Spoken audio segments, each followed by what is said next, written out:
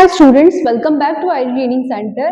तो बेटा last lecture में हम लोगों ने, जो कि हमारा एटॉमिक स्ट्रक्चर का फोर्थ लेक्चर था, उसमें हम लोगों ने क्या कवर करा है? उसमें हम लोगों ने कवर करा है आपका फोटो इलेक्ट्रिक इक्वेशन जो थी, है ना, उस पर कुछ 2-3 क्वेश्चन सॉल्व करें। उसके साथ साथ ही फोटो इलेक्ट्रिक इफेक्ट से एसोसिएटेड एक इंपॉर्टेंट कॉन्सेप्ट जिसका नाम है स्टॉपिंग पोटेंशियल, वो हम लोगों ने लास्ट लेक्चर में कवर करा।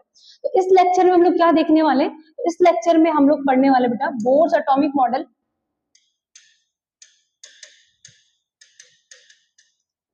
Bourse atomic model. और बोर्स पहला तो ये पढ़ेंगे, और बोर्स एटॉमिक मॉडल के कुछ मैथमेटिकल रिजल्ट्स हैं वो भी हम लोग देखेंगे। मतलब इसमें हम लोग उसकी क्या देखेंगे? पोस्टुलेट्स, राइट, और सेकंड जो है उसका mathematical results, mathematical results of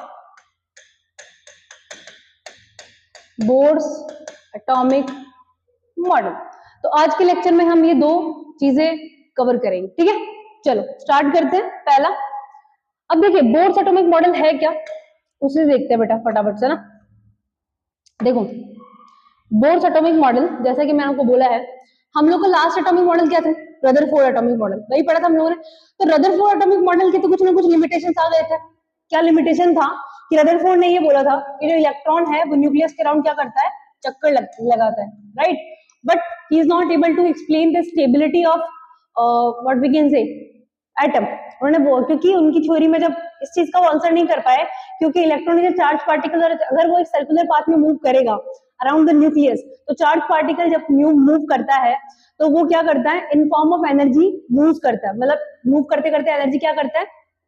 loose करता है। तो जब एनर्जी लूज करेगा तो यही सर्कुलर स्पाइरल पाथ फॉलो करते करते करते करते वो एट द एंड न्यूक्लियस में ही गिर जाएगा। तो स्टेबिलिटी वो कमिट नहीं कर पाए।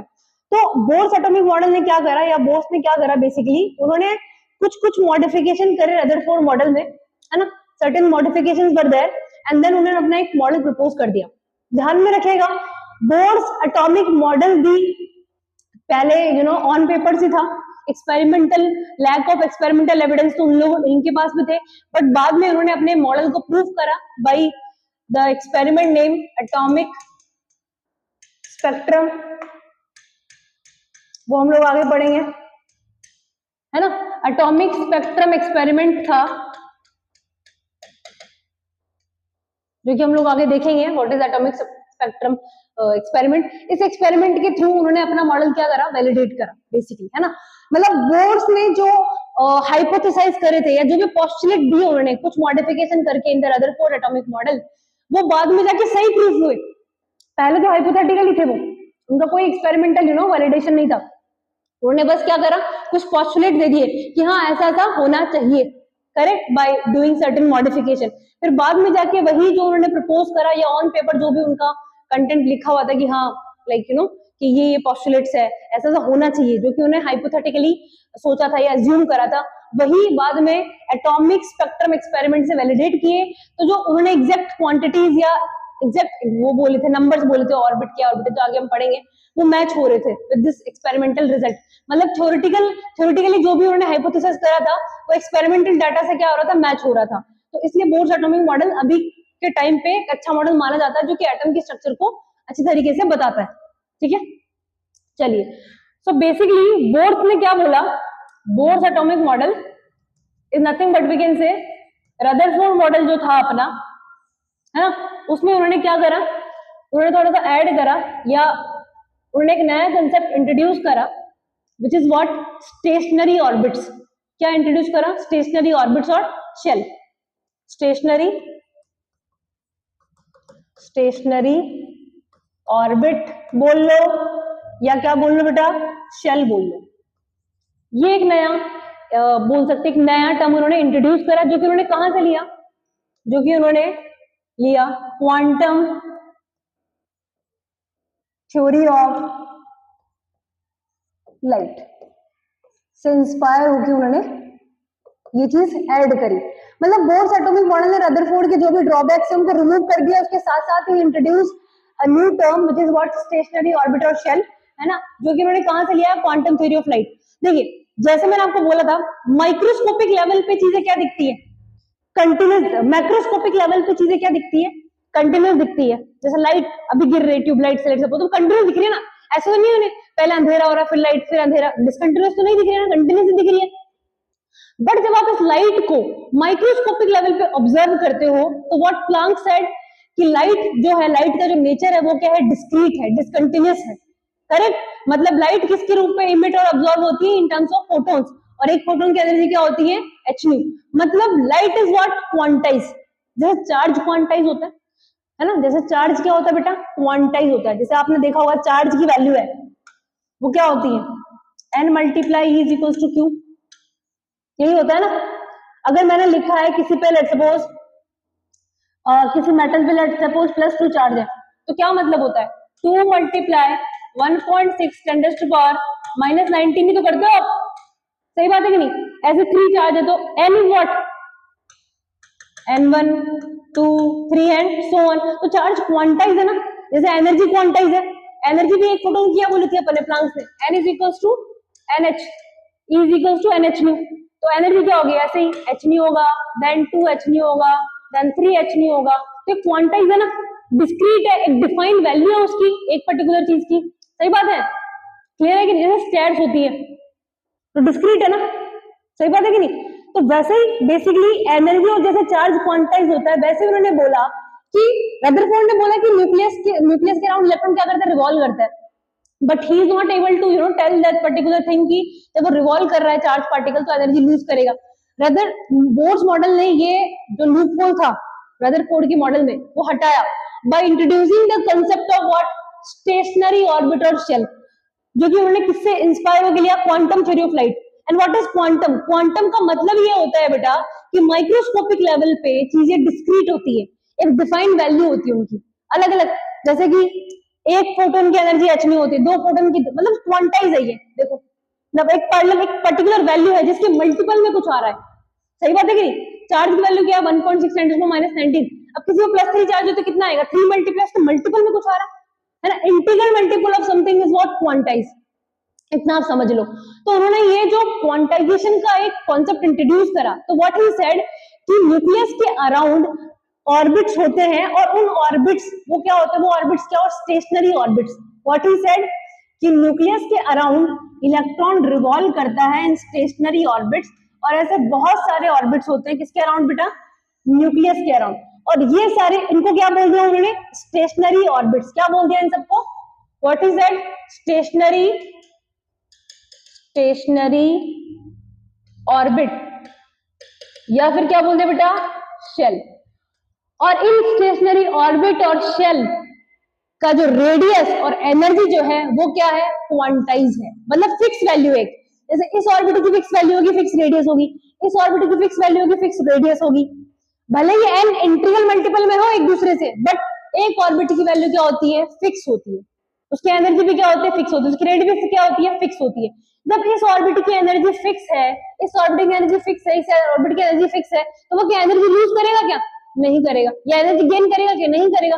व्हेन इस ऑर्बिट में इलेक्ट्रॉन मूव करेगा तो वो, उसकी एनर्जी कांस्टेंट है, फिक्स वैल्यू है, समझ में आ रही, वो एनर्जी लूज नहीं करेगा, क्योंकि उस ऑर्बिट की, जिस ऑर्बिट में वो मूव कर रहा है उस ऑर्बिट की वैल्यू क्या है बेटा, फिक्स है, रेडियस भी फिक्स है उसकी। जैसे इसको आप सोलर सिस्टम से ले सकते हो, जैसे सन के अराउंड जो अर्थ और बाकी प्लैनेट्स रिवॉल्व करते हैं, तो उनको सबका एक ऑर्बिट फिक्स है ना, उसी में रिवॉल्व कर रहे हैं, वो एनर्जी तो नहीं लूज कर रहे, क्योंकि उस ऑर्बिट की रेडियस और एनर्जी क्या है, फिक्स है, और उसी में वो क्या कर रहे हैं, रिवॉल्व कर रहे हैं। समझ में आती है कि नहीं आती, ये आप थोड़ा सा इंस्पिरेशन ले सकते हो to understand this Bohr's atomic model. तो Bohr's atomic model is nothing but we can say, Rutherford में थोड़ा सा मॉडिफिकेशन करा, क्या मॉडिफिकेशन करा, Bohr's introduce the concept of stationary orbit और शेल, जिसमें उन्होंने बोला कि ये जो स्टेशनरी ऑर्बिट्स है अराउंड द न्यूक्लियस, उनकी एनर्जी और रेडियस क्या होते हैं, फिक्स होती है। तो जब इलेक्ट्रॉन इनमें मूव करेगा तो उसकी एनर्जी भी वही, उसकी एनर्जी भी क्या, उस ऑर्बिट की जो एनर्जी है उसी एनर्जी और उसी वेलोसिटी से वो क्या करेगा, मूव करेगा, ठीक है ना। तो वो एनर्जी लूज करेगा, नो गेन करेगा जब उस पर्टिकुलर ऑर्बिट में वो मूव कर रहा है या रिवॉल्व कर रहा है। समझ में आती बात इतनी, ठीक है। तो इसी पर्टिकुलर कॉन्सेप्ट के बेस पे उन्होंने कुछ पोस्टुलेट दिए, मतलब वो ऑन पेपर ही थे, अभी तक वैलिडेट नहीं हुए थे। फिर बाद में जाके जब एटॉमिक स्पेक्ट्रम एक्सपेरिमेंट करा तो बोर्स एटॉमिक स्पेक्ट्रम से आने वाले रिजल्ट और बोर्स ने जो हाइपोथेटिकली दिए थे, जो पोस्टुलेट दिए हैं, उनका रिजल्ट मैच कर रहा था। ठीक है, चलिए what is Bohr's atomic model. तो आप देखिए Bohr's atomic model which is BAM, Rutherford plus what quantum theory of light से इंस्पायर होकर उन्होंने ही introduce the concept of stationary orbit और शेल, है ना, जिसमें उन्होंने क्या बोला कि न्यूक्लियस के अराउंड स्टेशनरी ऑर्बिट्स होते हैं काफी सारे, ठीक है, और जिनकी एनर्जी और रेडियस क्या होती है, फिक्स होती है। दूसरा चीज तो आपको ध्यान में रखना है, this particular concept is only valid for single electron system like hydrogen helium plus lithium plus 2, क्योंकि जैसे ही बोर्स के भी कुछ ड्रॉबैक्स हैं यार, है ना, this particular concept is only valid for single electron system, जैसे ही मल्टीपल इलेक्ट्रॉन सिस्टम आते हैं तो वहां पे और तरीके के इंटरेक्शन बढ़ जाते हैं जो कि कॉम्प्लेक्स होती है, तो वो बेसिकली हम लोग बोर्स एटॉमिक मॉडल के थ्रू सॉल्व नहीं कर सकते, उसके लिए फिर एडवांस मॉडल्स आर रिक्वायर्ड जो कि आपके सिलेबस में नहीं है। ठीक है, तो आपके सिलेबस में सिर्फ सिंगल इलेक्ट्रॉन सिस्टम ही है, तो वही अपन को पढ़ना है। ठीक है, क्योंकि सिंगल इलेक्ट्रॉन सिस्टम के बेस पे यहाँ पे सिर्फ आपको एक तरीके का इंटरेक्शन देखने को मिल रहा है which is what force of attraction. जब आप मल्टीपल इलेक्ट्रॉन में जाते हो, मल्टीपल इलेक्ट्रॉन सिस्टम में जाते हो, तो फिर वहां पे रिपल्शन और बाकी चीजें भी इंट्रोड्यूस होती है जो कि इस चीज को कॉम्प्लेक्स बनाती है, और वो हम लोग बोर्स एटॉमिक मॉडल के थ्रू उसको एक्सप्लेन नहीं कर पाते हैं। डिफरेंस थोड़ा सा ही होता है, बट हाँ देयर इज अ डिफरेंस। ठीक है, एक दो एक्स्ट्रा टर्म इंट्रोड्यूस हो जाती है। चलिए what were the first postulate of bourse atomic model, तो चलो फटाफट से देखते हैं क्या पोस्टुलेट है। पोस्टुलेट नंबर 1 है ना, उन्होंने क्या बोला, the electron revolve around the nucleus in certain not any random circular path, मतलब इलेक्ट्रॉन जो है न्यूक्लियस के अराउंड रिवॉल्व करता है, किसी भी रैंडम सर्कुलर पाथ में रिवॉल्व नहीं करेगा, एक फिक्स सर्कुलर पाथ में रिवॉल्व करेगा अराउंड द न्यूक्लियस। समझ में आती है बात? ठीक है, यही इसी को क्या बोलते हैं, क्वांटाइज, क्या बोलते हैं इसको, क्वांटाइजेशन बोलते हैं। मतलब एक फिक्स वैल्यू होती है, fix value of anything, like charge की एक फिक्स वैल्यू है, उसके मल्टीपल में फिर आ रहा है सारी चीजें, एनर्जी की एक फिक्स वैल्यू है, उसके मल्टीपल में आ रही चीजें। समझ में आती है? उसको क्या बोलते हैं, क्वांटाइजेशन बोलते हैं, डिस्क्रीट यूनिट। ठीक है, चलिए तो उनको जो सर्कुलर पाथ जो कि न्यूक्लियस के अराउंड जिसमें इलेक्ट्रॉन रिवॉल्व कर रहा है, उनको इन्होंने क्या बोल दिया बेटा, ऑर्बिट बोल दिया, या फिर शेल बोल दिया, या फिर हम लोगों ने अभी पढ़ा क्या बोलते हैं, स्टेशनरी ऑर्बिट बोलते हैं। ठीक है, now these orbits are presented around the nucleus such that angular momentum of electron revolving around these orbits is an integral multiple of h divided by 2 pi. What is h? h is the Planck constant। भाई आपने उसका concept use करा है तो constant भी use करना पड़ेगा ना, प्लांक ने प्रपोज करा है क्वांटाइजेशन का कांसेप्ट, और he use this particular concept from the Planck's quantum theory कि जैसे चार्ज और एनर्जी क्वांटाइज होते हैं, वैसे ही न्यूक्लियस के अराउंड जो ऑर्बिट्स प्रेजेंट है वो भी क्वांटाइज है। समझ में आई? और उनसे एसोसिएटेड जो भी प्रॉपर्टीज है लाइक एंगुलर मोमेंटम हो गया, तो दैट इज आल्सो क्वांटाइज। समझ में आती है बात? क्लियर है इतना? और कितने मल्टीपल में होता है, h डिवाइड बाई 2 पाई के मल्टीपल में होता है। ठीक है, जो भी उन्होंने मैथमेटिकल कैलकुलेशंस करी, तो कुछ ऐसा आपको वो दिखेगा। क्या बोला, अब आप बोलोगे मैम एंगुलर मोमेंटम क्या होता है? बेटा एक बात बताओ, कोई भी चीज अगर सर्कुलर मोशन में रोटेट कर रही है तो उससे एसोसिएटेड क्या होगा? अगर नॉर्मली रोटेट कर रही है तो लीनियर मोमेंटम आता है कि नहीं आता? ट्रांसलेशन मोशन कर रहा है कोई तो लीनियर मोमेंटम आता है, p इक्वल्स टू mv आता है कि नहीं आता?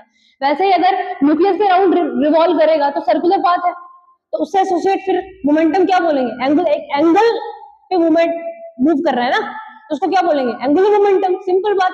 तो जो एंगुलर मोमेंटम की वैल्यू आएगी वो किसके बराबर आएगी? किसके बराबर आएगी? L is equals to h by 2 pi. समझ में आती बात? Which is what? Integral multiple of n, integral multiple of h divide by 2 pi. मतलब जैसे फर्स्ट ऑर्बिट है, फर्स्ट स्टेशनरी ऑर्बिट, इसका एंगुलर मोमेंटम कितना आएगा? h by 2 pi. सेकंड है कितना आएगा? 2h बाय 2 पाई। थर्ड है कितना आएगा? 3h बाय 3 पाई, 3h बाय 2 पाई। फोर्थ है 4h बाय 2 पाई। तो इंटीग्रल मल्टीपल में है कि नहीं इसका एंगुलर मोमेंटम? तो इसी को हम लोग क्या बोलते हैं? Quantization of angular momentum. सही बात है कि? मतलब जैसे रदरफोर्ड ने बोला कि हाँ ऑर्बिट जो न्यूक्लियस जो है वो न्यूक्लियस के अराउंड जो इलेक्ट्रॉन रिवॉल्व करता है, बट उन्होंने ये नहीं बता पाया कि ये जो ऑर्बिट्स है वो स्टेशनरी है, इनकी एनर्जी फिक्स होती है, क्वांटाइज होती है ना। और एनर्जी लूज और गेन नहीं करेगा इलेक्ट्रॉन अंटिल अनलेस जब तक वो किसी और ऑर्बिट में नहीं चला जाता अपने से लोअर और हायर ऑर्बिट में। ठीक है, चलिए इतना क्लियर हो सबका पहला कॉन्सेप्ट। तो क्या था पहला postulate, that electron revolve around the nucleus in a certain fix not any random orbit, random circular path, जिसको हम लोगों ने ऑर्बिट बोल दिया, शेल बोल लो, एक ही बात है। ठीक है, और इन शेल जो और जिस पर्टिकुलर ऑर्बिट में वो रिवॉल्व कर रहा है उसका जो एंगुलर मोमेंटम है which is integral multiple of h divide by 2 pi, that's it. मतलब फिक्स वैल्यू है, क्या है बेटा, फिक्स वैल्यू है।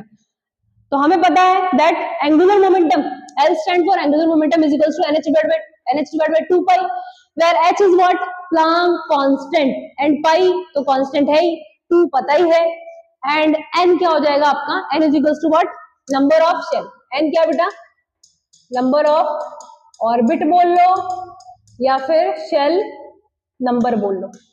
ठीक है, कौन सा है, 1 है कि 2 है कि 3 है। और हमें पता है एंगुलर मोमेंटम L को हम लोग क्या लिख सकते हैं, mvr, where m is the mass of electron, v is the velocity and r is the radius of that particular orbit।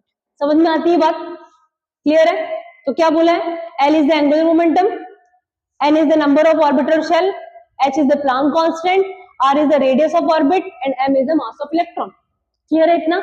चलिए नाउ इस पर्टिकुलर पोस्टुलेट को ही हम लोग क्या बोलते हैं बेटा, इस पर्टिकुलर पोस्टुलेट को दूसरे नाम से क्या जाना जाता है, quantization of angular momentum. Again fixed value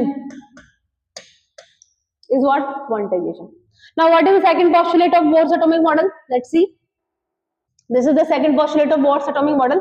क्या है देखिए फटाफट से, as long as the electron revolve in a particular orbit, ध्यान से सुनिएगा, as long as the electron revolve in a particular orbit, ना तो वो एनर्जी लूज करेगा और ना ही वो एनर्जी गेन करेगा। ये लूपहोल किसका था, रदरफोर्ड का, जो कि उन्होंने ओवरकम करा by introducing the concept of stationary orbits. ठीक है, which have fixed energy, fixed radius. Clear है। So as long as the electron revolve in a particular orbit, it neither gain or loses the energy. Thus the energy associated with the electron remain constant as long as it is present in the particular orbit। तो energy क्या होती है, constant होती है, ना तो energy loose करता है ना गेन करता है जब तक उस ऑर्बिट में रिवॉल्व कर रहा है। क्लियर है। जैसे फर्स्ट ऑर्बिट है तो उससे एसोसिएटेड एनर्जी को हम क्या बोल देंगे, E1। सेकंड ऑर्बिट है उससे एसोसिएटेड एनर्जी को क्या बोल देंगे, E2। थर्ड ऑर्बिट है, थर्ड ऑर्बिट में रिवॉल्व कर रहा है तो उससे associated energy is what, E3। समझ में आती है बात इतनी। हाँ, अभी के लिए ये चीज ध्यान में रख लो कि lower orbital lower energy, higher orbital higher energy. I prove this particular thing जब इसके मैथमेटिकल रिजल्ट्स की हम लोग बात करेंगे। ठीक है, चले आगे। Now what is the third postulate, देखो, when an electron jumps from excited और डी एक्साइटेड, मतलब अगर वो एक्साइटेशन का मतलब होता है अगर लोअर ऑर्बिट से अपन अपर ऑर्बिट में चले जाते हैं तो उसको क्या बोलते हैं, एक्साइटेशन। और अपर ऑर्बिट से अगर लोअर ऑर्बिट में आ जाते तो क्या बोलते हैं, इसको डी एक्साइटेशन बोलते हैं। समझ में आती है बेटा। अभी अभी मैंने आपको चीज बोला था, lower orbit lower energy, higher orbit higher energy. I prove that particular thing in the when we discuss the mathematical results. Clear है इतना। तो उन्होंने क्या बोला, when an orbital jumps from one orbit to another orbit. अब ऊपर नीचे कुछ भी हो सकता है, बस आपको इतना ध्यान में रखना है कि जब एक इलेक्ट्रॉन एक ऑर्बिट से दूसरे ऑर्बिट में जब जंप करता है ना, अब ये भी नीचे से ऊपर भी जा सकता है, ऊपर से नीचे भी आ सकता है, जंप कहीं भी हो सकता है, तभी वो एनर्जी लूज और गेन करेगा। अदरवाइज जब वो अपनी कांस्टेंट ऑर्बिट में पड़ता है तो उसकी एनर्जी पे कोई इंपैक्ट नहीं पड़ेगा, it will remain constant. Clear है। तो क्या बोला अपन ने, when an electron jump from, चाहे वो एक्साइटेशन हो चाहे वो डी एक्साइटेशन हो, from one orbit to another orbit, it absorb or emit energy in the form of photons। ध्यान में रखना, in the form of photon corresponding to the energy gap between the concerned orbit। मतलब कहने का मतलब देखिए इधर समझो, मैंने क्या बोला कि यहाँ पे E1 और E2 है। अब इलेक्ट्रॉन यहां से उठ के यहां जा रहा है, सही बात है। अब E1 क्या है बेटा, कम है एनर्जी में कंपेयर टू E2, है ना। E2 के अंदर ज्यादा, E1 की एनर्जी कम है। तो इसको उठ के अगर लोअर ऑर्बिट से, that is lower energy level से हायर एनर्जी लेवल में अगर इसको जाना है तो एनर्जी इसको देनी पड़ेगी। और कितनी एनर्जी देनी पड़ेगी, जितना एनर्जी गैप इन दो ऑर्बिट्स के बीच में है उतनी ही एनर्जी देनी पड़ेगी, तभी वो किस ऑर्बिट से उठ के इसमें जाएगा। समझ में आ रही बात। लेट्स सपोज इस कॉर्नर से इस कॉर्नर में जाना है तो आपको कितनी डिस्टेंस कवर करनी पड़ेगी, इससे यहाँ जाने की इसके बीच की जो डिस्टेंस है वही तो कवर करनी पड़ेगी, उतना ही जाना पड़ेगा, तभी आप दूसरी जगह जा पाओगे, नहीं जा पाओगे। सिमिलर, सही सी बात है। तो सिमिलरली अगर इसको यहाँ से यहाँ उठ के जाना है तो उसको ये जो एनर्जी गैप है बिटवीन टू ऑर्बिट्स वो कवर करना पड़ेगा, या उतनी एनर्जी देनी पड़ेगी ताकि ये यहाँ मूव कर पाए। तो यही तो बड़ा अपन है, यही तो बड़ा है। When an electron jumps from higher orbit to one orbit to another orbit, it absorb or emit energy. अगर वो लोअर से हायर में जा रहा है तो एनर्जी क्या करेगा, एब्जॉर्ब, और अगर हायर से लोअर में आ रहा है तो एनर्जी क्या करेगा, इमिट। समझ में आती बात? ठीक है, energy emit in form of photons, पहली बात लाइट यार फोटोन से बनी होती है, in form of photons corresponding to the energy gap between two concerned orbit, मतलब जिनकी मैं बात कर रहा हूँ। तो मैंने इन दोनों की बात करी, अब इसको यहाँ से उठ के यहाँ जाना है तो भाई इसको इतनी एनर्जी देनी पड़ेगी तभी यहाँ से उठ के यहाँ जा पाएगा। लेट्स से ये एनर्जी गैप है h new amount of energy का, तो मैंने उसको एनर्जी दी इतनी, एंड देन ये यहाँ से उठ के यहाँ आ गया।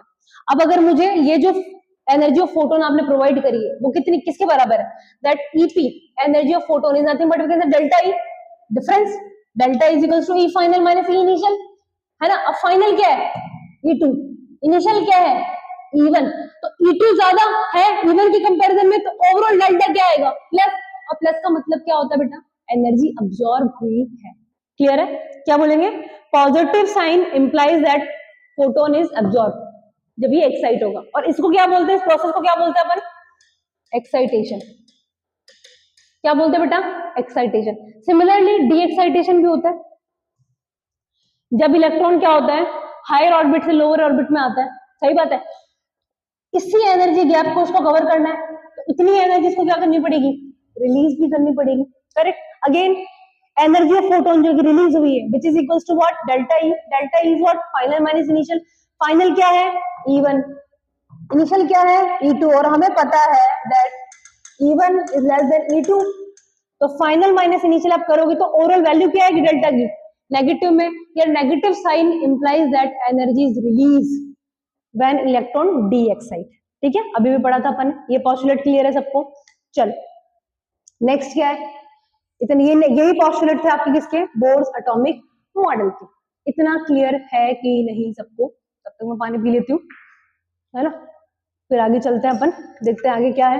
बोर्स के तीन ही पॉस्टुलेट आपको ध्यान में रखने हैं।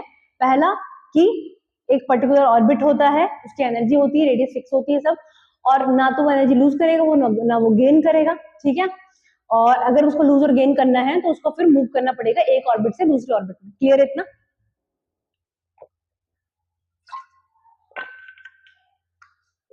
चलते हैं, क्या है नेक्स्ट हम लोग के पास। नाउ नेक्स्ट हम लोग देखने वाले हैं, पहले से लिखा हुआ था, हाँ, mathematical results of bourse atomic model.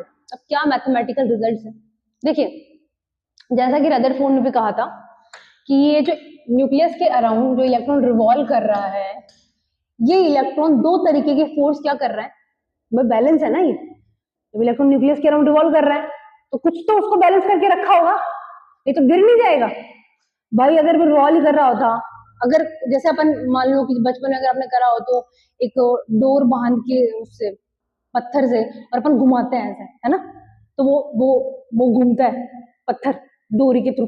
दो तरीके के फोर्स तो उस पर लग रहे हैं ना, इनवर्ड भी और आउटवर्ड भी, है ना। और कौन से फोर्सेस है वो आपने फिजिक्स में पढ़ा होगा। तो ये जो इलेक्ट्रॉन बैलेंस है ना इस पर्टिकुलर ऑर्बिट में, वो किसकी वजह से बैलेंस है, because this electron is experience two kind of force, है ना। तो क्या बोलेंगे, देखो इधर पढ़ो, बोर्स एटॉमिक या Bohr's model of atom is build over the Rutherford model only, that as I told you earlier, only in which electron revolving around the nucleus, है ना, nucleus in a circular path such that the electrostatic force of attraction is being balanced by the centrifugal force।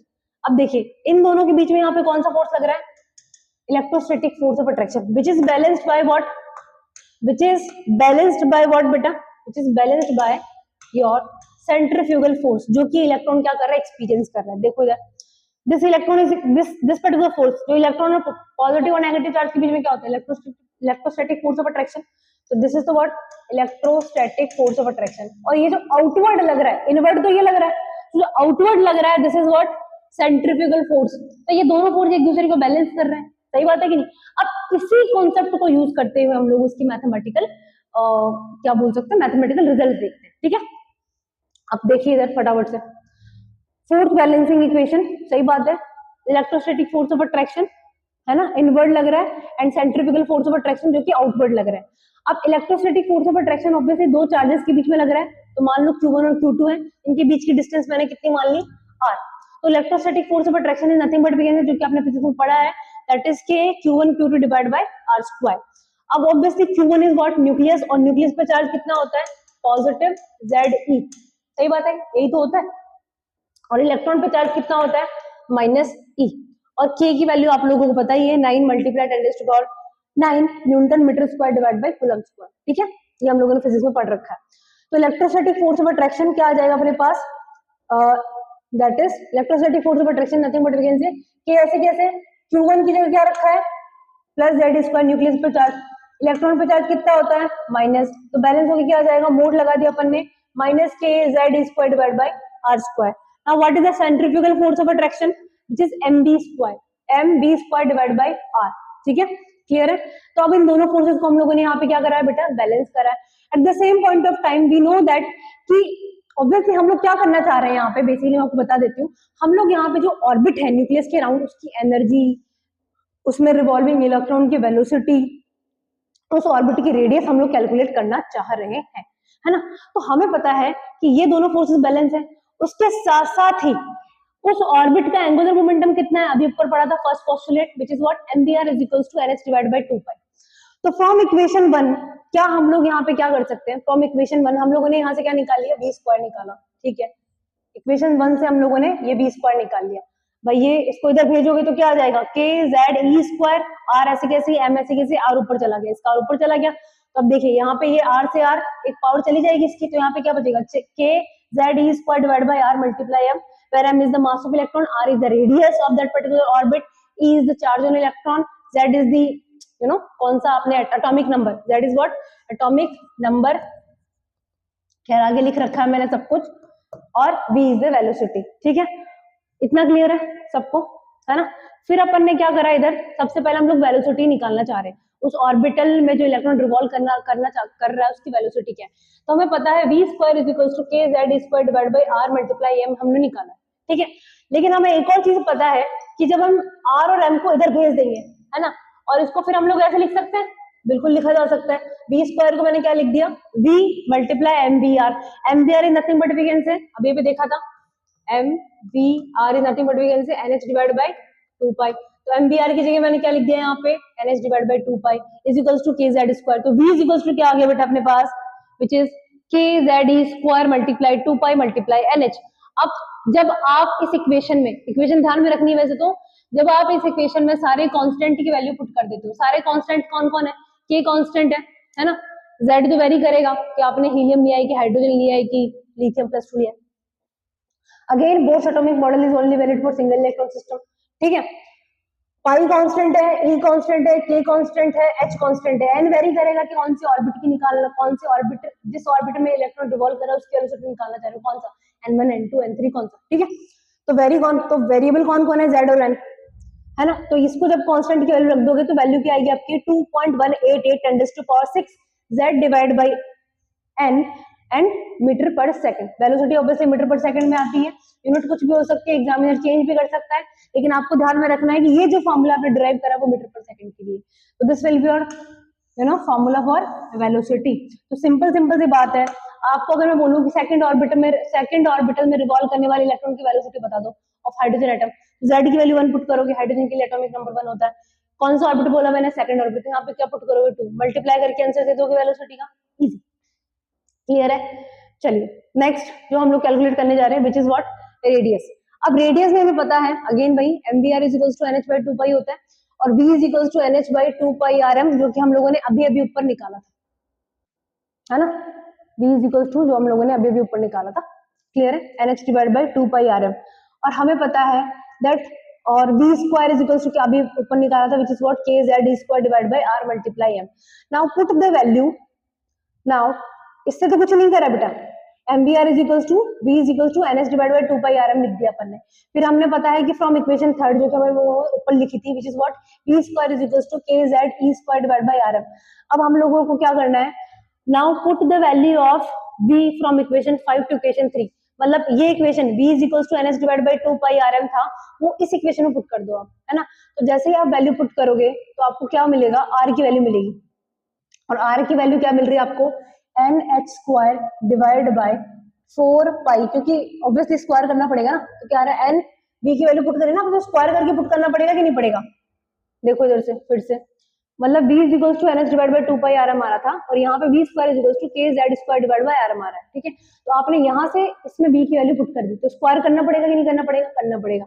Square करने के बाद obviously क्या आ रहा है, n square h square 4 pi square m square r square is equals to k z e square rm, तो obviously यहाँ से क्या क्या कैंसिल आउट हो गया, ये r से ये r चला गया, तो r is equals to basically आपके पास क्या बचेगा, n square h square divide by 4 pi square m k z e square. जब आप सारे कांस्टेंट की वैल्यू पुट कर देते हो इसमें, तो what you will left with is 0.529 10 to power -8 n square divide by z centimetre में आपको वैल्यू दी है, ऑब्वियसली रेडियस की वैल्यू सेंटीमीटर में आती है, और अगर आपको एंगस्ट्रॉम में वैल्यू लिखनी है तो क्या लिखोगे, r is equals to 0.529 multiply n square divide by z square in angstrom, centimetre में चाहिए तो ये इवन देख आपको मीटर में भी दे सकते हैं, तो यूनिट कन्वर्जन आपको आना चाहिए, जैसे कि मैंने पहले बता रखा है that 1 angstrom is nothing but we can say 10 to power -10 metre, और आपको सेंटीमीटर और मीटर का भी कन्वर्जन पता होना चाहिए, है ना। और जो 0.529 है उसी को उन लोगों ने क्या बोल दिया बेटा, ए नॉट से रिप्रेजेंट कर दिया है, which is nothing but we can say Bohr's first radius, सही बात है कि नहीं, फर्स्ट ऑर्बिट की first radius is what, for hydrogen atom is what 0.529, ये भी आपको ध्यान में रखना है, क्लियर है। तो आपको ये दो फॉर्मूले अभी तक ध्यान में रखना है, कौन सा, r is equals to 0.529 multiply n square divide by z angstrom, और दूसरा जो वेलोसिटी का ध्यान रखना है which is what 2.188 10 to power 6 n square n divide by z metre पर सेकंड, ठीक है। ये दोनों वेलोसिटी और रेडियस का फॉर्मूला ध्यान में रखना है, बस इसमें कुछ नहीं करता, बहुत इजी क्वेश्चन आते हैं आपको कि आपको n और z की वैल्यू पता होनी चाहिए कि कौन से ऑर्बिट के लिए पूछ रहा है और कौन से हाइड्रोजन के लिए बोल रहा है कि हीलियम के बोल रहा है कि लिथियम के लिए बोल रहा है, उसका ध्यान में रखना, और सिंपल क्वेश्चन आते हैं जो कि हम लोग पीवाईक्यू नेक्स्ट क्लास में सॉल्व करेंगे डेफिनेटली, ठीक है। इतना क्लियर हुआ, तो हम लोगों ने अभी तक क्या क्या इसके मैथमेटिकल रिजल्ट देखे, रेडियस देखा, वेलोसिटी देखी, अब हम लोग देखते हैं इसका एनर्जी, ठीक है। एनर्जी का क्या सीन है वो भी देख लेते हैं फटाफट से, कैसे क्या निकालना होता है। अब देखिए हमें देखना है energy of electron in nth orbit, ठीक है। अगर nth ऑर्बिट का पता चल गया तो फिर किसी भी ऑर्बिट का दे दो, फर्स्ट का दे दो, सेकंड का देखो, n की वैल्यू पुट करके हम लोग निकाल लेंगे energy with the corresponding orbit, ठीक है। चलिए देखिए, हमें पता है कि total energy associated that particular electron, अब ऑब्वियसली टोटल एनर्जी क्या होती है, potential energy plus kinetic energy. Kinetic energy क्यों है, बिकॉज क्योंकि वो मूव कर रहा है, सही बात है कि नहीं, और पोटेंशियल एनर्जी क्यों है, because of electrostatic force of attraction, ठीक है। तो हमें पता है दैट काइनेटिक एनर्जी की वैल्यू क्या होती है, half mv square, potential energy की वैल्यू क्या है, k q1 q2 divide by r, दो चार्जेस है ना। अगेन भाई जैसा कि हमें पता है कि q1 is what z e and q2 is what electron, तो वैल्यू कितनी आ जाएगी बेटा, k z e square divide by r, तो माइनस साइन तो आएगा ही आएगा कि इलेक्ट्रॉन पे नेगेटिव चार्ज है, ठीक है। फिर आपको क्या करना है, सब्स्टिट्यूट करो r और v की वैल्यू। अब ऑब्वियसली ऊपर जो हम लोगों ने देखा था, है ना, जहां पे अपन ने v और r निकाला, तो इसमें v की वैल्यू पुट कर दो और इसमें यहाँ पे r की वैल्यू पुट कर दो। जब आप v और r की वैल्यू पुट करते हो तो आपके पास कुछ इक्वेशन जो बन के आती है वो कुछ ऐसे बन के आती है, हाफ m v की वैल्यू पुट कर दी आपने, v स्क्वायर की वैल्यू पुट कर दी, this is what k z square e square 4 pi square n square h square, minus यहाँ पे आप लोगों ने किसकी वैल्यू पुट करी, r की वैल्यू पुट करोगे तो क्या आएगा, n, ये आएगा अपने पास क्या बन के आया, हाँ ये इक्वेशन आएगी, that is what k square z e 4 pi square m divide by n square divide by n square h square, ठीक है, क्लियर है इतना। अब देखिए, अब आप इस इक्वेशन से क्या पता लगा पा रहे हो कि इन दोनों में सिमिलरिटीज तो है, क्या क्या सिमिलरिटी, देखो सेम ही है ना बेटा, बस इसके आगे हाफ लगा हुआ ये 1 है, मतलब बेसिकली आप देख रहे हो कि this is half of x and this is what x, ऐसे कुछ बन के आ रहा है कि नहीं आ रहा, मुझे बताओ भाई, सारी इक्वेशन दोनों सेम है कि नहीं, यही तो बन के आ रही है यार।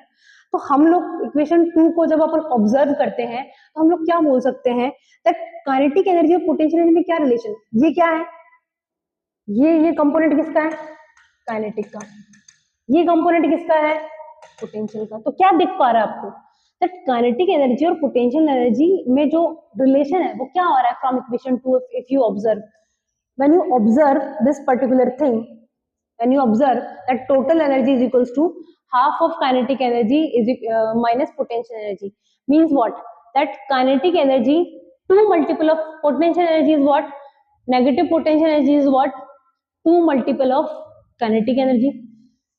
टोटल और काइनेटिक एनर्जी में क्या रिलेशन है, जब आप इसको सब्सट्रैक्ट करोगे, जब इसको पूरा सॉल्व करते हो, तो what you will find that total energy is nothing but we can say what, negative of kinetic energy, and total energy is nothing but we can say half of potential energy. समझ में आती है बात इतनी, ठीक है। अब देखो इधर ये रिलेशन, तीनों रिलेशन ध्यान में रखने, एग्जाम से यहाँ बहुत सारे क्वेश्चंस आपके आते हैं, ठीक है। डायरेक्ट क्वेश्चन आते हैं कि पोटेंशियल दिया होता है, काइनेटिक पूछे होते हैं, काइनेटिक दिया होता है, पोटेंशियल पूछा जाता है, काइनेटिक और पोटेंशियल दोनों दिया होता है तो टोटल पूछा है, टोटल दिया होता है तो काइनेटिक पूछा होता है, काइनेटिक दिया होता है टोटल पूछा होता है। सिंपल रिलेशन जो कि आप लोग इक्वेशन 2 से ऑब्जर्व आपने किया है। आगे चले, अब देखो जब आप इसमें इन सब में जब इसको सॉल्व कर लोगे, सॉल्व करने के बाद जितने भी कॉन्स्टेंट्स है उन सब की वैल्यू जब पुट करते हो, तो जो हमारे पास एनर्जी बन के आती है या एनर्जी निकल के आती है associate with that particular orbit, है ना, वो कितनी आती है, that is En is equals to -13.6 z square divide by n square. Again n is the number of orbit, z is the atomic number. और इसकी यूनिट क्या होती है बेटा, यूनिट क्या होती है इसकी, eV पर एटम। और by using the unit conversion that is 1 eV is equals to 1.6 10 to the power -19 coulomb, आप उसको जूल में भी लिख सकते हैं। क्लियर है, चलिए।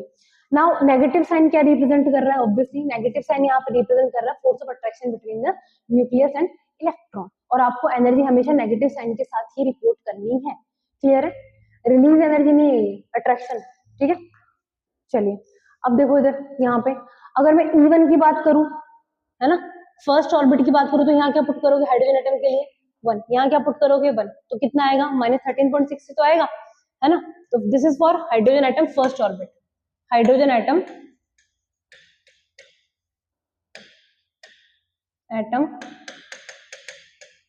फर्स्ट ऑर्बिट की एनर्जी है, और हाइड्रोजन एटम है तो Z की वैल्यू कितनी आएगी 1, और फर्स्ट ऑर्बिट में तो N की वैल्यू भी कितनी आएगी 1, यही तो आएगा -13.6 eV। अब मैंने बोला आपको जो इनफाइनाइट वाला है उसके लिए निकालो, और हाइड्रोजन एटम वो कितनी आएगी 0, ठीक है।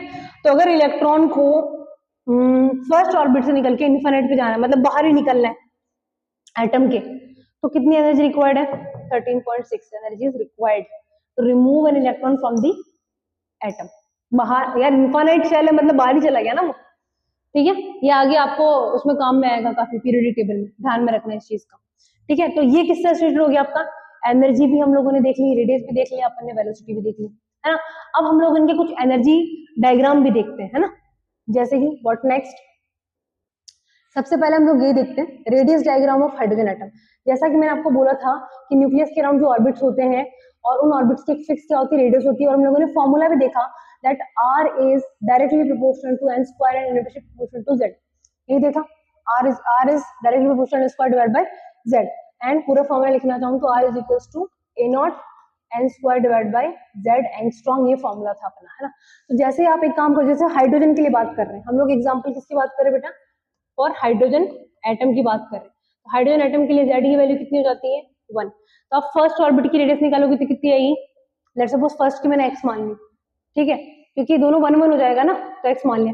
सेकंड की कितनी आएगी, स्क्वायर करो 4x, नाइन्थ की कितनी आएगी, थर्ड की कितनी आएगी 9x, फोर्थ की कितनी आएगी 16x। पुट करते हुए जाओ वैल्यू, अगर आपने फर्स्ट ऑर्बिट अगर फर्स्ट की निकालो और n की वैल्यू भी 1 ही है, तो कितनी आ रही है वो, R इज इक्वल्स टू कितना आ रहा है, A0 आ रहा है, जिसको हम लोगों ने क्या मान लिया, x मान लिया, है ना। तो बेटा ये R1 की R1, R2 कितने आएगा, n की जगह क्या पुट करोगे आप 2, z की जगह क्या पुट करोगे भाई 1, तो कितना आ जाएगा, इसके मल्टीपल में कितना आएगा 4x आएगा, फिर 9x आएगा, फिर 16 आएगा, ऐसे कैलकुलेट करके।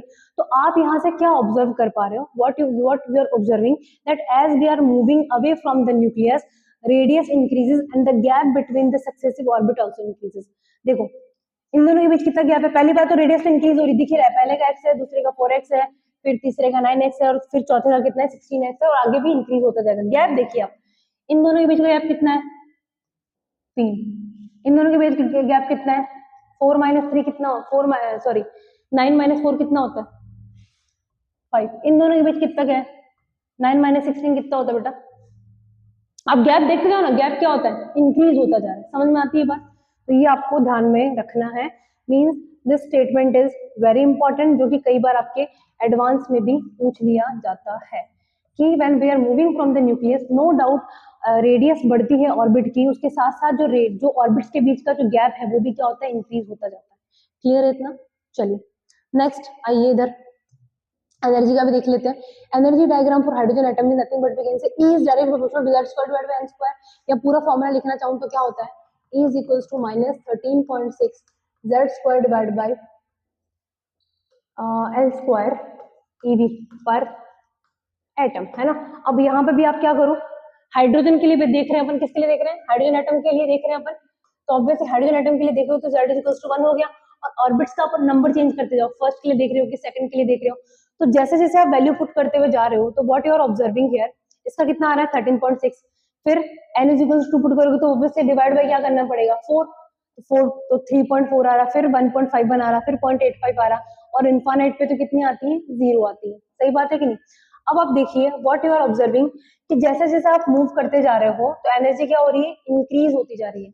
एनर्जी क्या हो रही है? इंक्रीज होती जा रही है। सही बात है कि नहीं? एनर्जी इंक्रीज हो रही है। भाई नेगेटिव साइन के साथ रिपोर्ट करना है बेटा आपको। नेगेटिव साइन में जो जितना छोटा होता है उतना ही बड़ा होता है। समझ में आती है बात? तो सबसे कम एनर्जी इसकी है, सबसे ज्यादा एनर्जी उसकी है, 0। सही बात है कि नहीं? क्लियर है कि नहीं? तो आपको इतना ध्यान में रखना है। और एक और चीज आप ऑब्जर्व करोगे कि जैसे जैसे आप ऊपर मूव करते जाते हो तो व्हाट यू आर ऑब्जर्विंग कि एनर्जी गैप इनके बीच का क्या हो रहा है? कम होता जा रहा है। पहले का एनर्जी गैप काफी ज्यादा है, फिर गैप कम होता जाएगा। तो what we can say, as we move away from the nucleus energy increases with negative sign, means and the gap between the successive orbits are what? Decreasing. चाहे आप डिफरेंस निकाल के देख लो, जैसे इन दोनों के बीच का डिफरेंस निकालोगे आप, है ना, तो वो ज्यादा आएगा। इन दोनों के बीच डिफरेंस और कम आएगा, और कम। तो डिफरेंस क्या होता है? वो गैप क्या होता जाता है? कम होता जाता है। क्लियर है इतना? ठीक है। तो आज की क्लास बेटा अपन यहीं तक रखते हैं। नेक्स्ट क्लास में डेफिनेटली अपन इसके जो भी पीवाईक्यूज होंगे या जो भी क्वेश्चंस होंगे रेडियस, एनर्जी और वेलोसिटी से एसोसिएटेड, वो हम लोग नेक्स्ट क्लास में बोर्स एटॉमिक मॉडल से जितने भी आए आपके पीवाईक्यू वो सॉल्व करेंगे। ठीक है, चलो बाय।